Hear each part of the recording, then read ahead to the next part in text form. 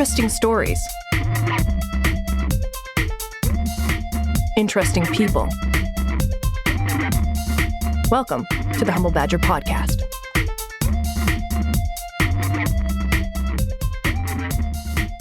Thank you for listening to this podcast today. Remember to like and follow us at The Humble Badger on Twitter and Facebook, or at The Humble Badger Podcast on Instagram. This episode is brought to you with the help of our promotional partners at Living Arts Center, your arts and entertainment hub in the heart of Mississauga. Find out more about all of their events that are upcoming and classes that you can take at livingartscenter.ca. So, my name is Pablo Dawson. I am the host for the Humble Badger Podcast for this episode. I'm an event host and an MC, and we always start off these episodes with a bit of a random fact or some information, just some topics. Sometimes we get them online. If you have a question, always feel free to send it to us. You can get details at thehumblebadger.com. And our question comes to us, what is your favorite city? And in this case, the person sending it already put their favorite city. They said, mine is Los Angeles. And I have never been to Los Angeles. I'm going to be going to Los Angeles as part of our Pacific tour in April. So I'm very much looking forward to it. So I don't really have an opinion about Los Angeles. I don't know if my co-host does. I do actually. I have family out there. It's okay. great. And Hi. you've Hi, been everybody. there, obviously. Yes. I'm Gio Del Guapo. You can call me Chris. I am a singer, cartoonist, and a relative of native People in LA? Yes, Angelinos, I believe. Yes, I got lots of family out there. It's great. It's a beautiful city. Yeah? Yeah. What is your favorite part about Los Angeles? I mean, the last time I went was like 1990. So Like the 20th century? That's yeah, what you're talking 20th century. It was I see. great. So Toy Stories. I was a kid, but like no, LA's The beautiful. toy stores. Yeah. Yes, the toy stores in LA. I don't know if they still Hey, have those around. They probably don't. They for probably being don't? honest, no. So you have no advice for me that's going to be useful? No, the Beverly Center is always fun. Okay. LA like for a Live. 9-year-old or for like an adult? Well, for an adult, obviously. Okay. I'm an adult now. The shopping, the beaches and everything. Just going down Pacific Highway. It's Yeah. great. Yeah, and LA Live, I believe. They have a lot of stuff out there. Okay. Well, hopefully our next guest can give me some better travel advice about LA since he went there as an adult. Okay. We're glad he's joined us. He totally discredited you. to help. I'm sorry, I can't trust what a 9-year-old thinks. It's not, I'm not 9 anymore. not your anymore, but that's your memory. I'm Songsbury, legally known as Matt Teofilo. His government name. Government name, right. And yeah, I'm a singer-songwriter and basically all-around musician, artist, recording artist. And yeah, as Pablo mentioned, I lived in LA for 4 years, so just Okay. moved back to this nice cold country. For the timing. weather, of course. Yeah, for the time, yeah. Yeah. It's been a mild winter, so I can't really complain too much. But I didn't live right in LA, so I was actually in Orange County. Okay. But So- you've done a lot of the sort of maybe the stereotypical things in LA. What would you recommend to a person like me who's going for the first time in April? What is a must see in LA? A fun day, just like, and you're at the beach and you get to see the water and you can watch a sunset from there or whatever, because sunsets are gorgeous there. Mhm. I would go to Santa Monica Pier. Definitely something to see. If you want, you could ride the roller coaster on that pier. It's the one that you see in all the movies. Yeah. Okay. Some of the Malibu beaches are wonderful. West Hollywood, Laugh Factory, Right. Comedy Store. Yeah. Those are definite. You have to do that. You'll see a lot of people that are either, writers for your favorite comedy shows or TV shows, Mhm. or just, famous comedians that are there. Right. Yeah, there's so much to do in LA, and it's such a big city. Just give yourself like 2 hours to go like 10 miles. Because of the traffic. Yeah. The traffic is horrible. Yeah.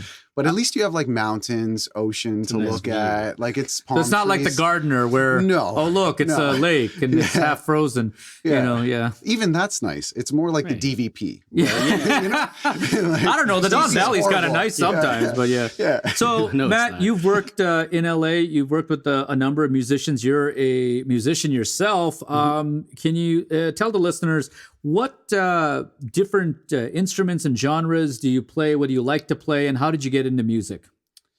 I'm predominantly like a pianist and singer.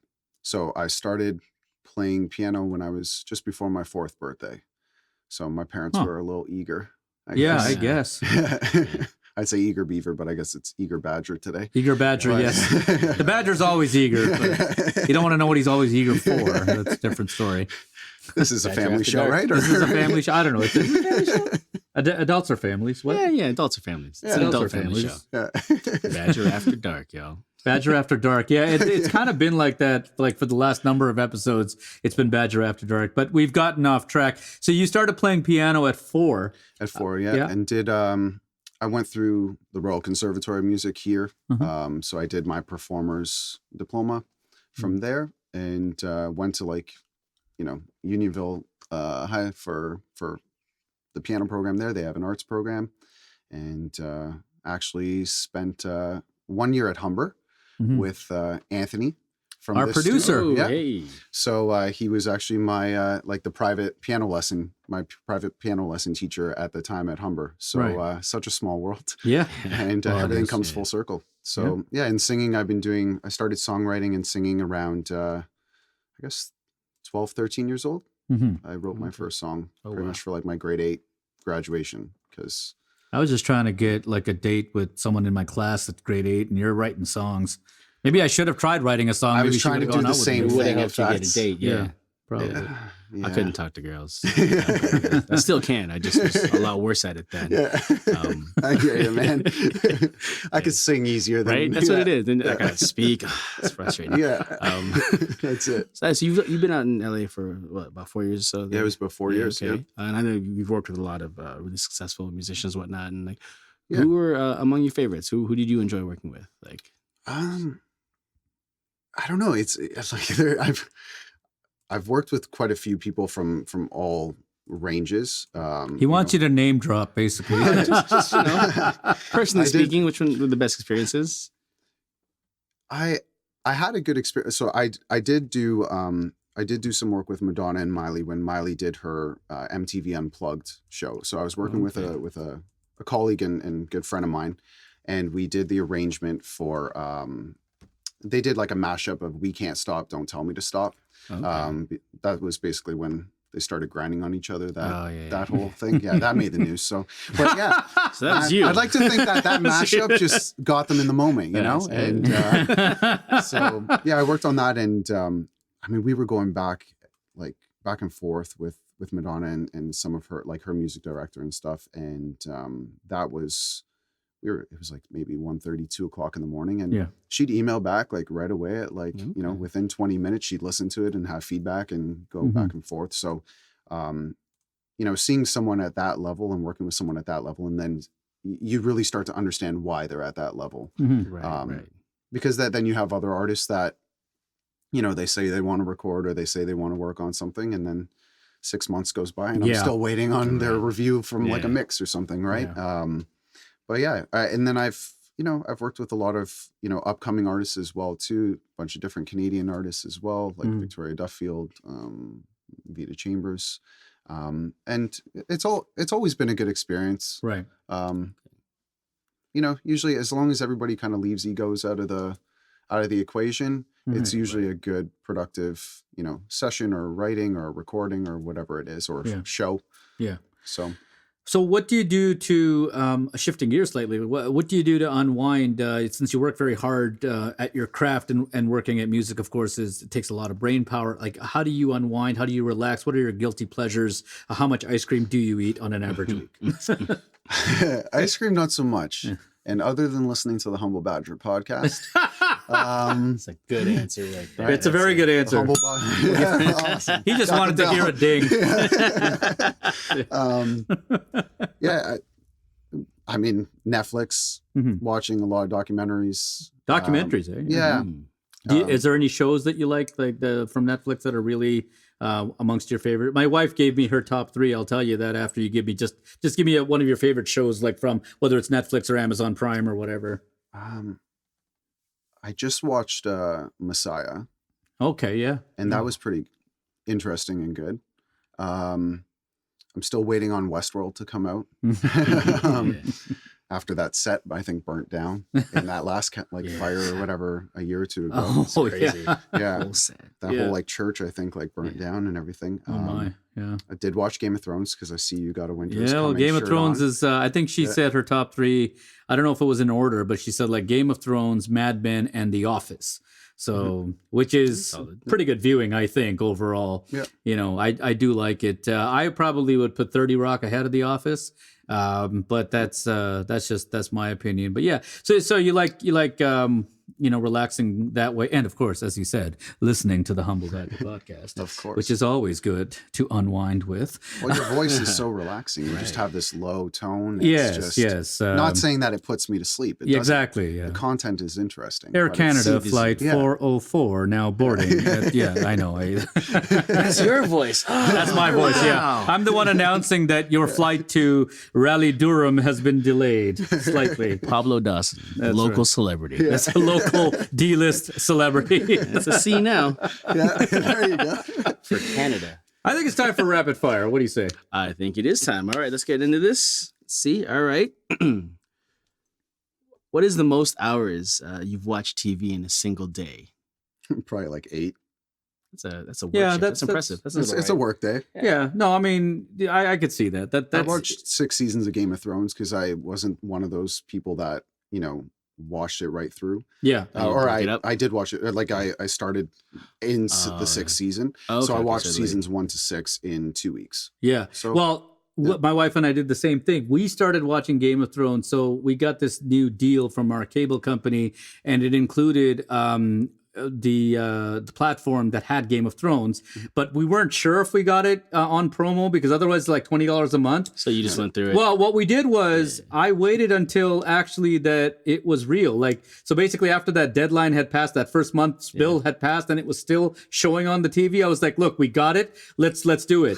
So we did all 7 seasons, just like as he said, like in a couple of weeks. And it was quite an experience. And we did that right before, then we had to wait 4 months I was gonna for say, the 8th season. But here's the funny thing. We only waited 4 months and we were like, oh, I can't wait till it comes back. I can't imagine people who started watching this in like 2011 Yep. and they had to wait 2 years for that final season. And then, of course, a lot of people were disappointed by that. yeah. But That's a once whole other again, discussion. Yeah. we've strayed from rapid fire. But let's Sorry. get back to it. Have you ever worn socks with sandals, especially on a beach in Los Angeles? I haven't. Good. Good. That is not cool. All right. What's the fastest speed you've ever driven in a car? Am I legally incriminating myself? Yeah, at this point? possibly. I did 220 Wow. which is kilometers, right? kilometers. Yeah. We're hoping miles per hour. He's like, Yeah. he's on a runway It's a spaceship, somewhere. He's right? just I That's did taking what it off. is. 220 and the lines 220. became solid. Yeah. Right? And yeah, It's something not else. something I would recommend. I've gone similarly young and as fast. stupid. Yeah. Yeah. And you're just like, after a while, you're like, no, this is too much. It's like Yeah. a roller coaster. Like just the G-force kind of pulls you back. Yeah. It's not even that. It just like it feels like you're just on like Yeah. ice. Yeah. Like it's just. I was a everything glides. passenger in a vehicle that went that fast. And the thing is that, as you said, it's fine. You're looking straight ahead. It's one thing. You look to the side, and as you said, it's a solid blur. It's just, it's scary. It's warp drive. scary. Yep. But that's why you shouldn't drive that fast, right? Just drive at a reasonable speed, people. Reasonable speed. So we've talked about you being in LA and also in Canada. What's your ideal outside temperature? Definitely closer to LA temperature. That's it. Somewhere in the middle. No, Not even in the hum- middle. It's just The one thing I miss and the one thing you'll look forward to is no humidity there. Yeah, That is true. one thing. You can be there in July or August and it might be 30 degrees Celsius, but it doesn't feel like 30 degrees Celsius here or like in Florida. It's Like by it's the water definitely and stuff, tolerable. yeah. But I would say probably around like 22, 23 degrees is ideal. Okay. I think it's time for the trivia section. And so again, trivia is not about what we know or what we don't know, but it's about what we can learn. You've obviously worked with lots of famous musicians. And so we are going to call up the Billboard Hot 100 chart achievements and milestones. I'm pretty sure you are familiar with the Billboard Top 100. Yes. Maybe the bane of your existence there. So basically, I'm just going to ask you a couple of quick questions here. Okay. Amongst the top 10 Hot 100 Artists of All Time. And they did this, they released this list from 1958 to 2018. Mm-hmm. The Beatles are number 1. Mm-hmm. Can you tell me who is number 2 on that list?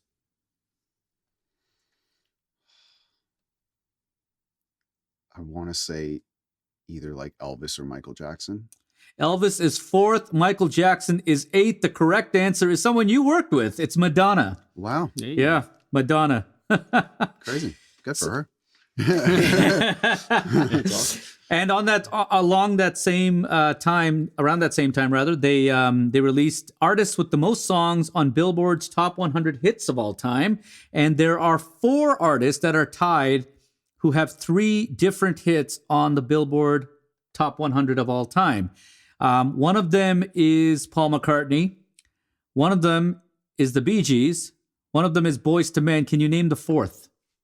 So, sorry, you said that So this artist has 3 songs that were on the Billboard Top 100 Hits of All Time from 1958 to 2018. And one is Boyz II Men, one is Bee Gees, one is Paul McCartney, and there's a 4th artist. Name that 4th artist. Don't tell me it's like Drake or something. It's not Drake. No, it's not Drake. No, the answer is it's Lionel Richie, and that surprises me. Right. Yeah. He got there with Endless Love, Say You, Say Me, love that song, Yeah. and All Night Long, one of my favorite songs as well. So yeah, Hey, Jumbo Jumbo. there you go. Yeah, so many good songs. Yeah, it's so great. Endless Love was my parents' wedding song. Oh, really? There's your random fact. Yeah. So there you go. And it comes full circle. Yeah. I knew that. See, they contacted me before the show. Matt, I want to thank you very much. It's all the time we have here for this episode of the Humble Badger podcast. So thank you very much for coming on. You can find out more about him at Songsbury. Yes. Right? So check it out at Songsbury. He's got a new website coming out soon, but you can follow him on social media. That's SONGSBURY. So thank you for coming on to the show. Thank you guys. You guys are awesome. And I want to thank my co-host, Senor Hio del Guapo, who you can follow on Instagram at that handle, also known as Chris. Thank you very much. I really appreciate it, Pablo. It's been a pleasure. It's been a blast. And yeah, great times. We'd like to thank our promotional partners at the Billboard Hot 100. No, I'm kidding. We'd like to thank our promotional partners at Living Arts Center, your arts and entertainment hub in the heart of Mississauga. Visit them at livingartscenter.ca or stop by the building for more information. For any inquiries from anyone about the Humble Badger podcast, you can visit thehumblebadger.com for contact information. Send us a message through social media. And I do want to thank our crew, as well as our producer, Anthony. Signing off from the set here at Trax Ahead Recording Studio, my name is Pablo Dawson. Wherever you are and whatever you do, please remember to follow your passion.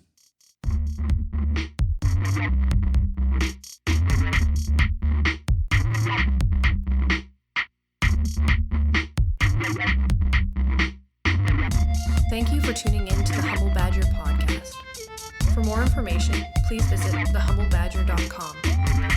The Humble Badger podcast is produced by the Pablo Dawson Company. Context matters. See you next time.